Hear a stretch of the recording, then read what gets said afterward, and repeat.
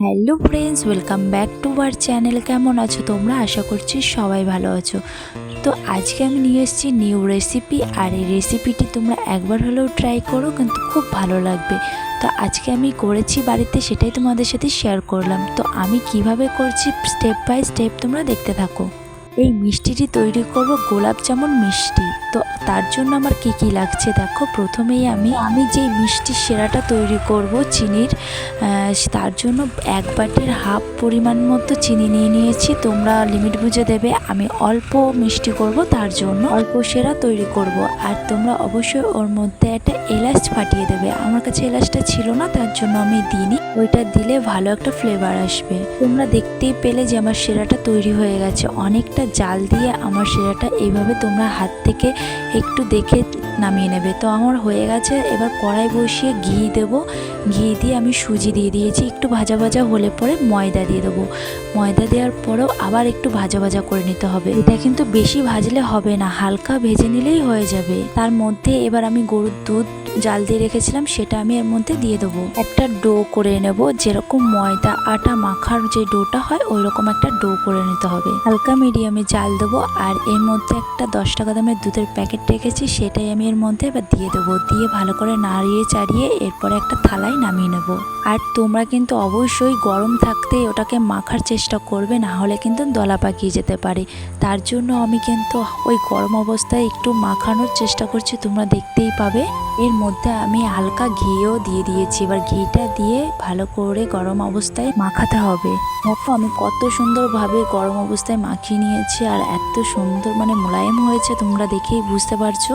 এরপর এক এক করে হাতে একটু ঘি মাখিয়ে আমি সব গোল গোল টাইপের করে নেবো। তোমরা যে কোনো স্টেপে করতে পারো, আমি গোল গোল করে নেব।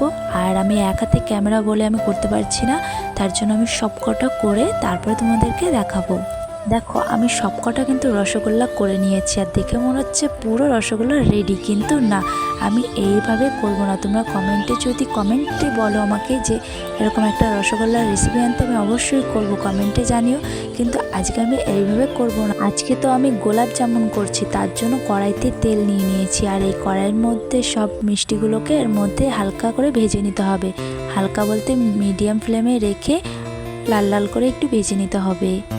দেখো গাইস, একটাও কিন্তু ভেঙে যায়নি। আমি এইভাবে সব হালকা হালকা করে আস্তে আস্তে করে একটা প্রথমে দেখে নিয়েছি, তারপরে সবকটাকে ভেজে নিতে হবে। আর এই গরম অবস্থায় যে আমরা চিনির যে শিরাটা করে রেখেছি তার মধ্যেই দিয়ে দিতে হবে। আমি প্রথমে কিন্তু একটা দিয়ে দিয়েছি, এবার সবকটা ভেজে নেওয়ার পরে দিয়ে দেবো। তো ফ্রেন্ডস, আমার ভিডিওটি তোমরা কে কোথা থেকে দেখছো অবশ্যই কমেন্টে জানিও। আর আমার রেসিপিগুলো তোমাদের কেমন লাগে সেটাও জানিও। আমার ব্লগ ভিডিও তোমাদের কেমন লাগে অবশ্যই কমেন্টে জানাবে। তো মিষ্টিগুলো সব আমার রেডি, আর আমি শিরার মধ্যে দিয়ে দিয়েছি। এখনও কিন্তু কাজ বাকি। তো কাজটা কি তোমরা দেখতে থাকো। দেখো এই বাটিটা ধরেই আমি হালকা মিডিয়াম একটু ফুটিয়ে নেবো। ফুটিয়ানো হয়ে গেলে পরে আমি নামিয়ে নেবো। তোমরা নিজেরাই বুঝতে পারবে যে কীরকম ছিল আর কীরকম হয়ে গেছে। বেশি কিন্তু ফোটাবো না। তারপরে দেখো আমার ফোটানো কমপ্লিট হয়ে গেছে, এখন আমি নামিয়ে নেব। তো ফ্রেন্ডস, আমার এই গোলাপ জামুনগুলো কিন্তু দারুণ তৈরি করে ফেলেছি। তোমরা একবার হলেও ট্রাই করে দেখতে পারো। অবশ্যই কমেন্টে জানাবে কেমন লাগলো আমার রেসিপিটি। তো এখন সবাইকে দিয়ে দেবো। ফার্স্টে আমার ছেলেকে দিয়ে ট্রাই করাবো। তোমার ছেলে কি বলছে সেটাই তোমরা দেখবে। আর ভিডিওটি কেমন লাগলো কমেন্টে জানাবে। চ্যানেলে যারা যারা এখনও নতুন আছো, আমার ভিডিওটি এখন যারা নতুন দেখছো তারা অবশ্যই চ্যানেলটিকে সাবস্ক্রাইব করে রাখবে, যাতে নতুন নতুন ব্লগ ভিডিও আপলোড করার সঙ্গে সঙ্গে তোমাদের কাছে আগেই নোটিফিকেশান চলে যায়। তো একটা আমি প্লেটে নিয়ে নিয়েছি, আর সেটা তোমাদেরকে একটা ভেঙে দেখাবো তো কেমন আমি গোলাপ জামুন তৈরি করেছি।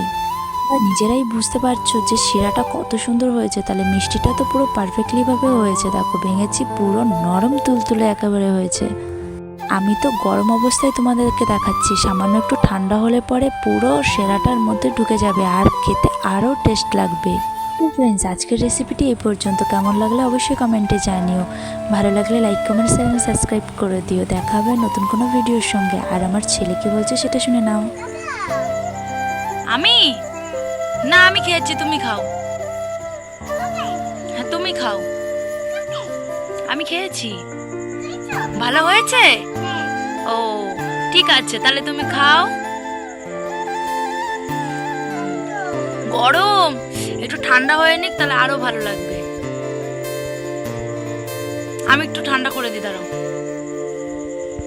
বলছো? গরম না, এবার তুমি খাও, খাও, ধরে গালে ভরো, গালে ভরো। তুমি খাও, আমি খাইয়ে দেবো।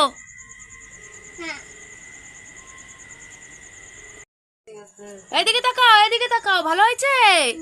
আচ্ছা ঠিক আছে, টাটা।